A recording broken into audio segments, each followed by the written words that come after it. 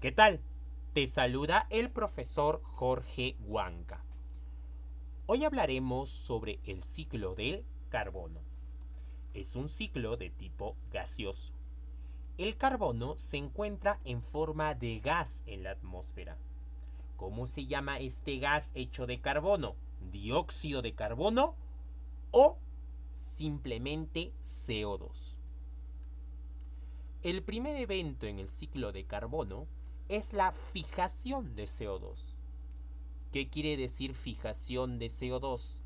Atrapar el CO2 de la atmósfera. ¿Quiénes realizan este proceso? Los océanos fijan CO2 y las plantas fijan CO2. En el caso de las plantas, fijan el CO2 mediante la reacción química llamada fotosíntesis. Los océanos usan el CO2 fijado para la formación de conchas de los moluscos y para la formación de diferentes tipos de sedimentos marinos. Las plantas usan el CO2 fijado por fotosíntesis para producir dos cosas: alimento y oxígeno. El alimento se usa como comida para todos los tipos de seres vivos. Mediante la acción de comer alimento, los seres vivos incorporan carbono a sus cuerpos, ya que este alimento está hecho de glucosa y la glucosa está hecho de carbono. Luego, los seres vivos que han comido carbono son comidos también por otros seres vivos. Esta acción de comer y ser comidos se le denomina como cadenas alimentarias.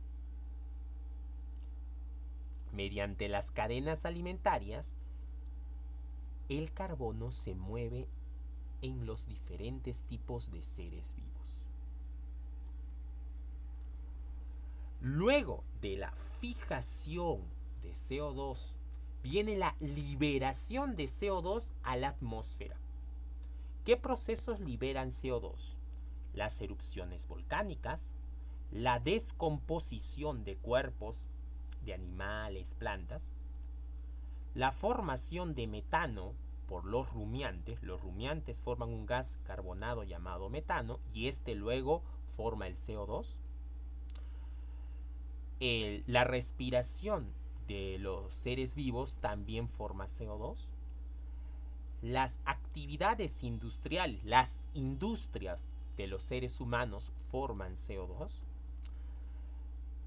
Los movimientos sísmicos liberan el CO2 de la Tierra también en forma gaseosa.